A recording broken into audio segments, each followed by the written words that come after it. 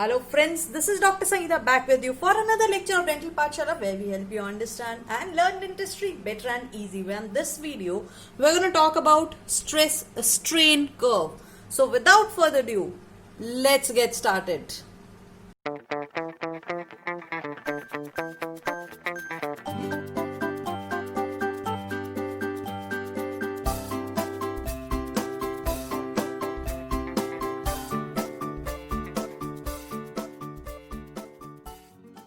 So guys, last video we have talked about that at point P, which is the proportional limit. So we take an example of the spring. So when we applied pressure on the spring, because of its elasticity, because of its springiness, because of this elastic limit, the spring came back to its original position, how it was, at some amount of stress. So this is a proportional limit, wherein if we put the pressure, there is a compression or there is a strain which happens. But if we remove the stress, then the shape of the object comes to its original position. That is the proportional limit. That is the proportional limit of the object.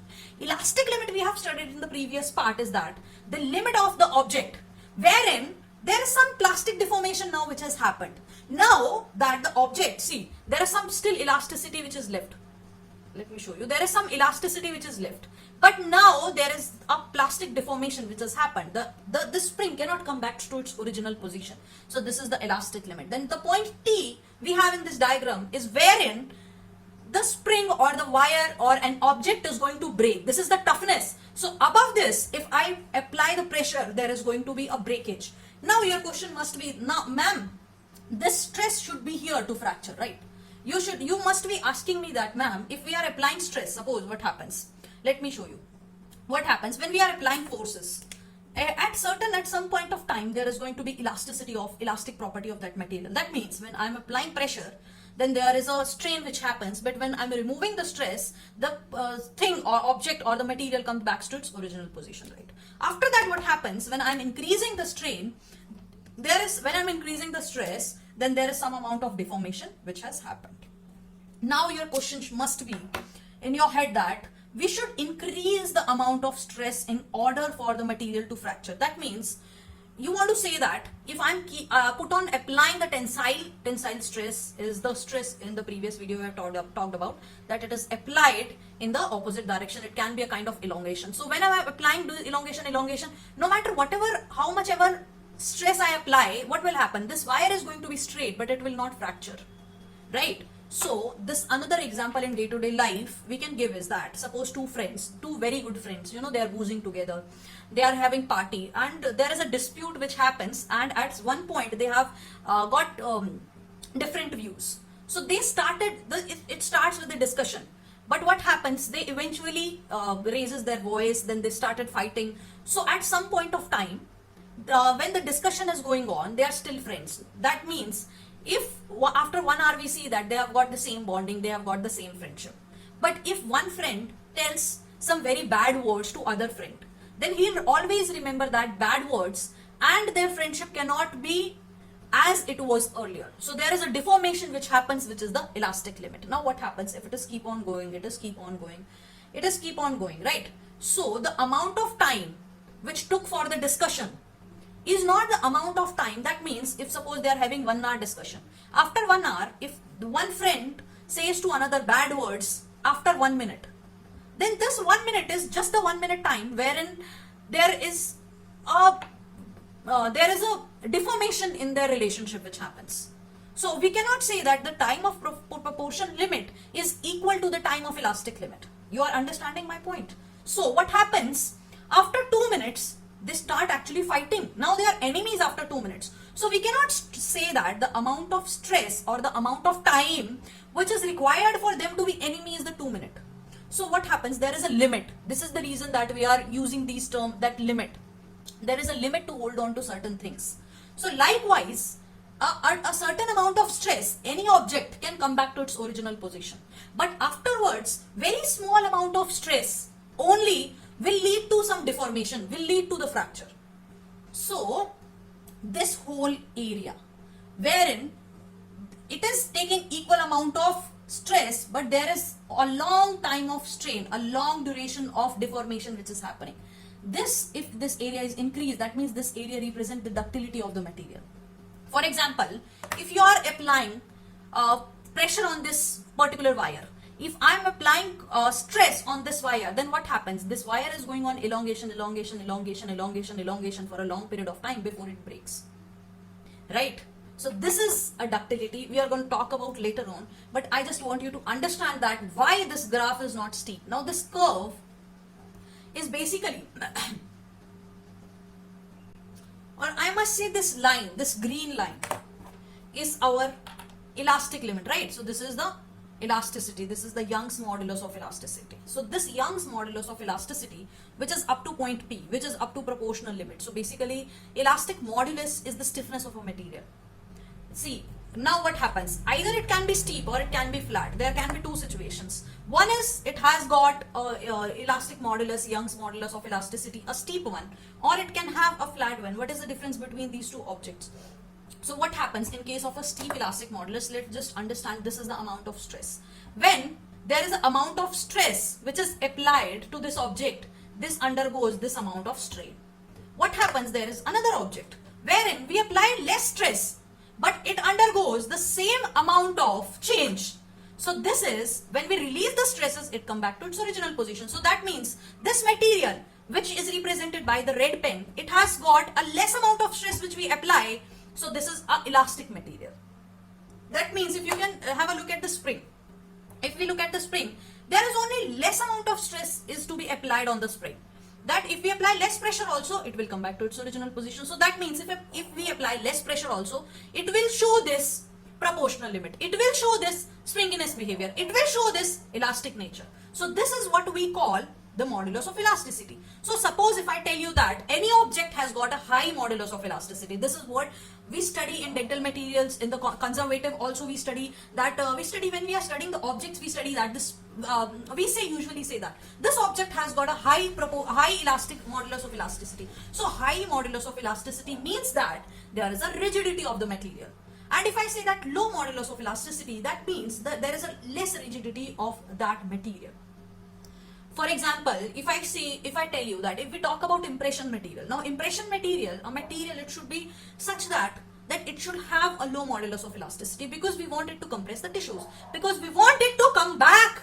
When we are removing this material, it should not be so hard that it stays inside the mouth. It is difficult to take it out from the undercut. See, there are so much undercut which are present. So we want a material which is little bit elastic. And actually if we compare it with, if we compare the impression material, actually the impression plaster, it is a kind of a rigid, it has got less elasticity. So the impression plaster has got a low modulus of elasticity compared to, high modulus of elasticity compared to putty, compared to alginate, right? So all these materials who have got a low modulus of elasticity, that means applying less pressure also, they will show the elastic property. So we want impression material to be a low modulus of elasticity, but on the other hand, because we want to remove it from the undercut, right? We do not want it to stuck into the undercut, become so hard that it is difficult to remove. So, but it should not be so low modulus of elasticity that if we are trying to remove it, it tears. It should not be that low also. So this is the first one we have studied, is the modulus of elasticity. So let's just write Young's modulus of elasticity. Right. The another one we have is the Hooke's law. Now what do you mean by Hooke's law? Hooke's law is very easy to understand. So within this limit, within this proportional limit, the stress divided by strain is our Hooke's law. That means what it says is that if you can see, this graph is constant. So if you can see, the graph is constant up till the proportional limit. But before the proportional limit, the graph is not constant. As you can see, the graph is not constant. The stress remains the same. The stress remains almost same, but the strain keep on changing. So there is a direct proportion of the stress and strain up to the proportional limit. So up to a proportional limit, up to a limit of elasticity, the stress which is produced by an object is proportional to the strain which has acted upon the stress of that object. So this is the Hooke's law. Hooke's law states that within the elastic limit, the stress produced is directly proportional to the strain. So if we apply more stress, then that means more strain will come. If we apply less stress, that means less strain will come. So this is a strain curve of the enamel and the dentine. I'm going to show you right now. So stress strain curve for the enamel is something like this. See what happens. Enamel has got a high modulus of elasticity. It is more rigid, more harder, and the dentine has got less modulus of elasticity also. Like this. So if we see that dentin is capable of undergoing deformation under the compressive stresses until it fractures. The last point is the point of the fracture. Always we end it at the point of the fracture. And enamel is more stiffer, but on the other hand it is more brittle. So let's understand what are the other things. Another one we have is the Poisson's ratio.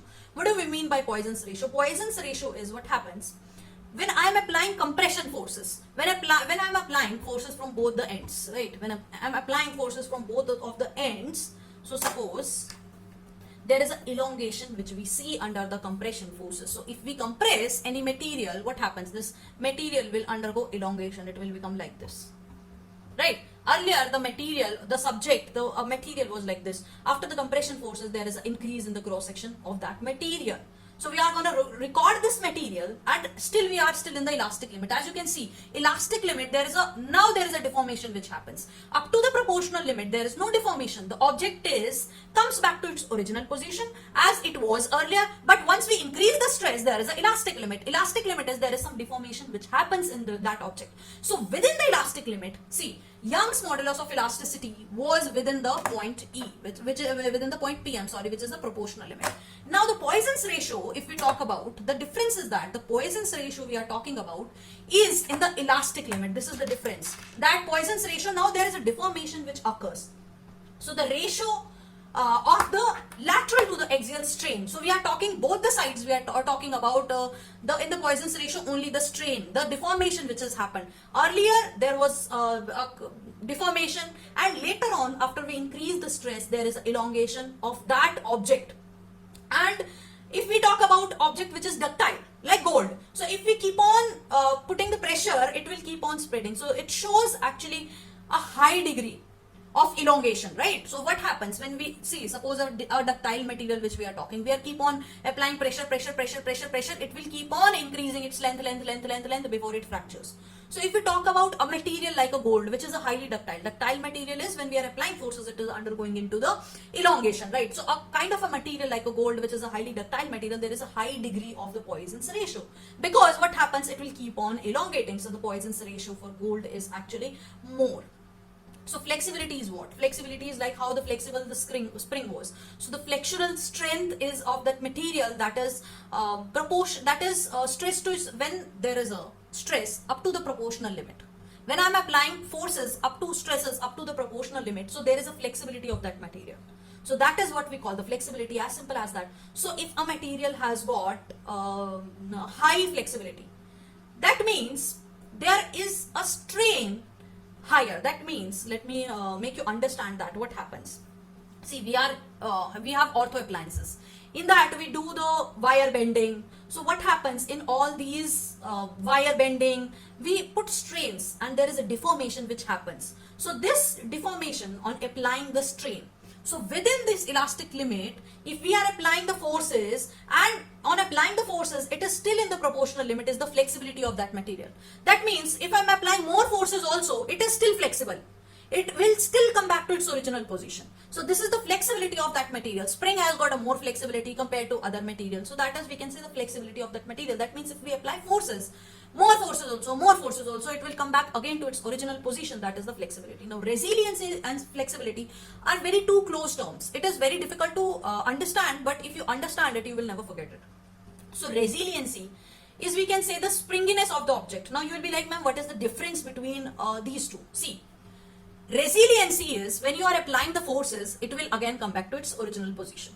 But springiness is, if you have used that rubber band that we used to yes, it is very easy to understand from a rubber band. Resiliency is when you apply, you take a rubber band, when you apply forces on the rubber band, and when you leave the forces, there is amount of that force which comes back, right? So because of that, if you put rubber band onto any other surface, it is when you leave the force, the rubber band, the same amount of force will harm your body. So this is the springiness. So suppose if any object, any material has got a high springiness, okay, what happens? This is a teeth. What happens when you put a material, filling material, right, which has got a high springiness? Now what happens when the forces, occlusion forces are applied onto this material? Then it will take up load. But what happens when you release these masticatory forces? These forces will come back on the PDL. So we do not want such a material that has got a springiness behavior. Are you understanding my point now? Is that when you remove the forces will come back to you again in the opposite direction. This is the same thing which happens in a rubber band, because if you stretch a rubber band, if you stretch it, if you apply stresses, if you release the stresses, the same amount of force it is gonna put on. So if you release the masticatory forces, it is going to relieve the same amount of force on any of the surfaces, on any of the tissues, which is not good for us. So the resiliency of the material is again compared under the stress strain curve, and a high elastic material has got a high elasticity, high resiliency. So what kind of restorative material do we need? Now you understand that we need such a material which has got a high modulus of elasticity but which has got a low resiliency. We do not want such a material that will put pressure when the pressure are relieved, that will put the relieved pressure, the relieved stresses on some other tissues, right? So we want a low resiliency. We do not want it to be resilient. We do not want it to be apply pressure on the other areas.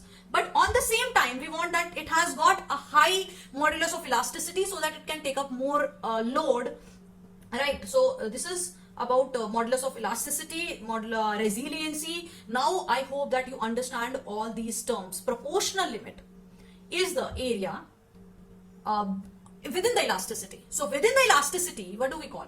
See, if I put a pressure on anything, if the subject comes back to, if I put stress on any object, if it comes back to its original position, like how I illustrated in the part 1, then this is in the proportional limit, right? So within the proportion, I have explained you, if there is steep, there is a flat, what does it signifies, right? Then there is elastic limit. Elastic limit is the maximum stress which a material can hold on to, which a material can withstand without a permanent deformation. So it is undergoing some amount of deformation, but it is not completely deformed, right? Then comes the yield strength. What do we mean by the yield strength? Yield strength is the stress of an object within the plastic strain. So that means it is the property of an object to take up the stresses at which the material is undergoing the plastic deformation. That means the strength of the material, we can say, before it fractures. So the amount of stress it can take to change according to the stresses. But after a point, it is going to give up, right?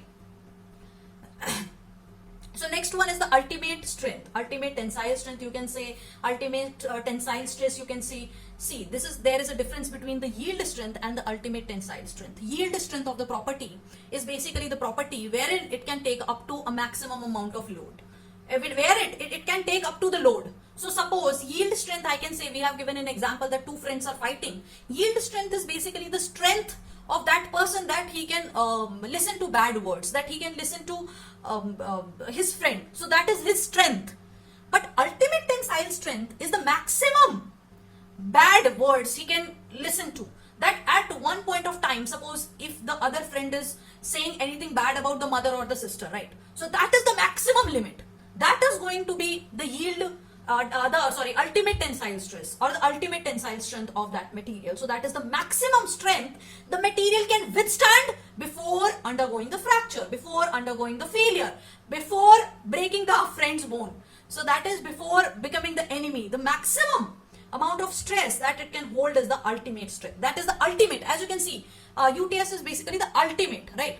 So the ultimate is actually, as the word signifies, it is the maximum amount of stress that can be taken up by the material, maximum amount of load, maximum amount of stress that the material can withstand is our ultimate tensile strength.